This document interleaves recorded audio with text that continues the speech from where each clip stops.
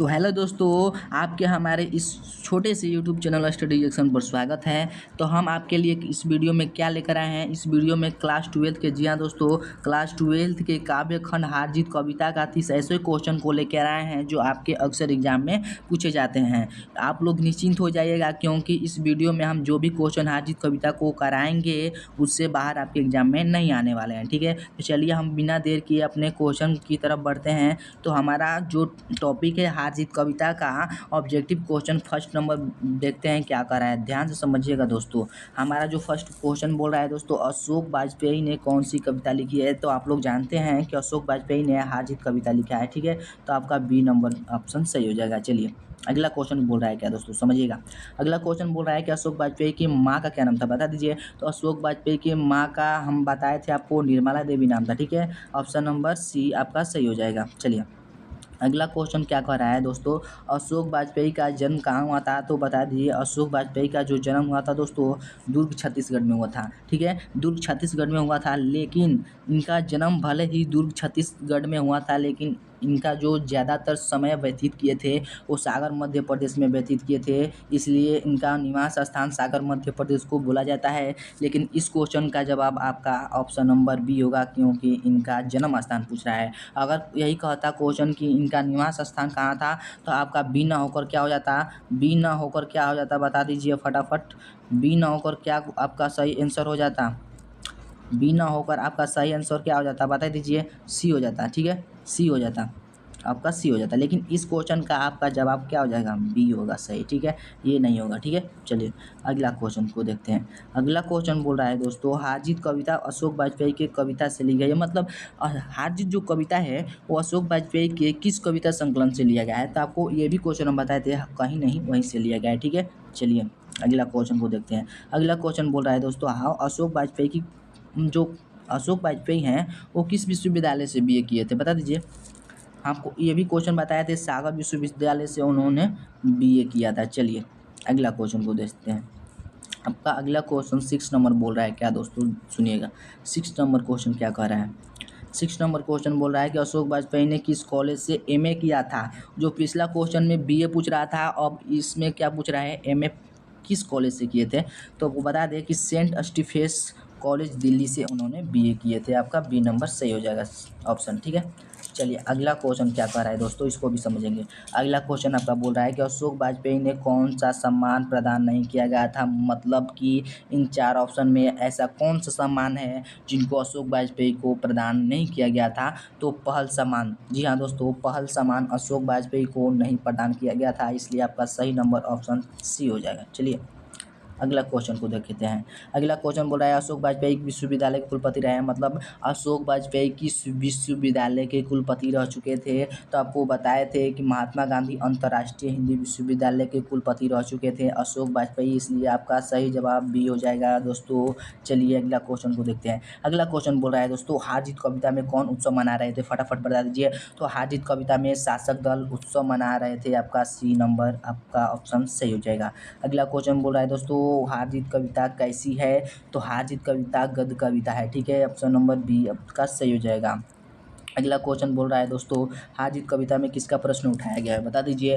तो आपको बताए थे कि जीत तो मतलब नागरिकों, तो ये तो पता था कि जीत हम लोगों की हुई है, लेकिन उन लोगों को ये नहीं पता था कि हमारे जो सैनिक है वो किसके साथ युद्ध करने गए थे, यानी उनके विपक्षी दल का मतलब मालूम नहीं था। मतलब ये भी नहीं पता था कि हार किसकी हुई है। जीत तो मालूम था कि उनकी जीत हुई है, इनको यही बताया गया था कि हमारी जीत हुई है, बट उनको ये नहीं बताया गया था कि हार किसकी हुई है। इसलिए यहाँ पर हार का प्रश्न उठता है। इसलिए प्रश्न मतलब हार जीत कविता में हार का मतलब हार का प्रश्न उठाया जाता है, इसलिए हार आपका बी नंबर सही हो जाएगा। चलिए अगला क्वेश्चन को देखते हैं। 12th नंबर क्वेश्चन क्या बोल रहा है दोस्तों, समझिएगा। 12th क्वेश्चन बोल रहा है दोस्तों, कौन सी जो अशोक वाजपेयी की रचना इसमें नहीं है, बता दीजिए। तो अशोक वाजपेयी की जो रचना है, बहुरी अकेला है, चिड़ी सी जगह है, सब कुछ बचा रहेगा, ये कविता उन्होंने नहीं लिखा है। तो इसका इसका जो ऑप्शन सी हो जाएगा राइट हो जाएगा, सही हो जाएगा। चलिए अगला क्वेश्चन क्या बोल रहा है दोस्तों, कौन सी रचना अशोक वाजपेयी की है, बता दीजिए ना।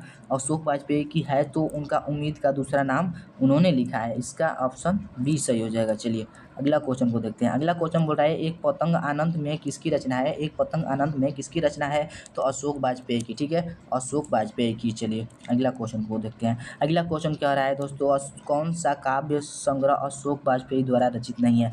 ऐसा कौन सा काव्य संग्रह है जो अशोक वाजपेयी के द्वारा रचित नहीं है? तो आपको बता दें कि गंगा तट अशोक वाजपेयी के द्वारा रचित नहीं है। आपका सी नंबर ऑप्शन सही हो जाएगा। चलिए अगला क्वेश्चन बोल रहा है कि तत्पुरुष किसकी रचना है? तो आप लोग जानते हैं कि अशोक वाजपेयी तत्पुरुष लिखे थे यानी रचना किए थे। चलिए अगला क्वेश्चन यानी 16 नंबर। चलिए 16 नंबर नहीं 16 तो देख लीजिए 17 नंबर बोल रहा है हाजित कविता क्या है? बता दीजिए। हाजित कविता बताए थे आपको गद्य कविता है। ऑप्शन नंबर बी आपका सही हो जाएगा। चलिए अगला क्वेश्चन को देखते हैं। वे उत्सव मना रहे हैं। जी हाँ दोस्तों, वे उत्सव मना रहे हैं। वे उत्सव मना रहे हैं, इनमें वे किसके लिए आया है बता दीजिए। तो शासक दल के साथ साथ नागरिक भी उत्सव तो मना रहे थे, इसलिए नागरिक के लिए वे शब्द आया है, ठीक है। चलिए अगला क्वेश्चन को देखते हैं। अगला क्वेश्चन में बोल रहा है कि मस्कवाला क्या कर रहा है?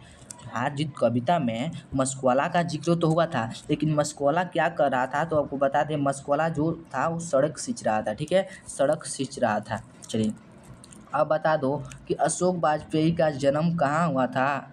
नहीं, कब हुआ था बताओ। अशोक वाजपेयी का जन्म कब हुआ था? तो आपको बताए थे कि 1941 में उनका जन्म हुआ था, यानी 16 जनवरी 1941 में उनका जन्म हुआ था। ऑप्शन नंबर ए आपका सही हो जाएगा।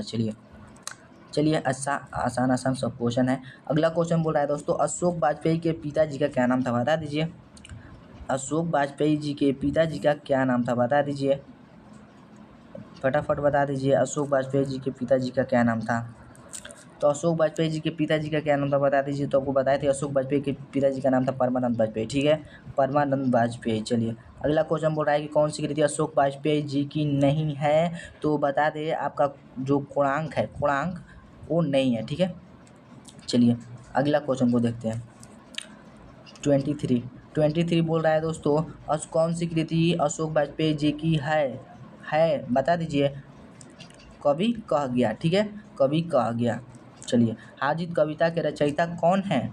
अशोक वाजपेयी, बता दीजिए। अशोक वाजपेयी ने किस पत्रिका का संपादन किया था? तो पूर्व ग्रह का। आपका ऑप्शन नंबर डी हो जाएगा सही।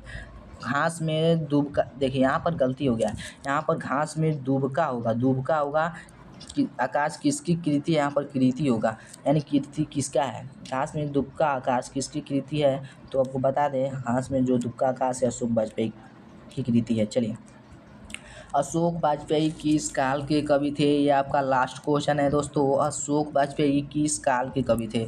तो आपको बता दें अशोक वाजपेयी आधुनिक काल के कवि थे, ठीक है। आपका ऑप्शन नंबर डी सही हो जाएगा।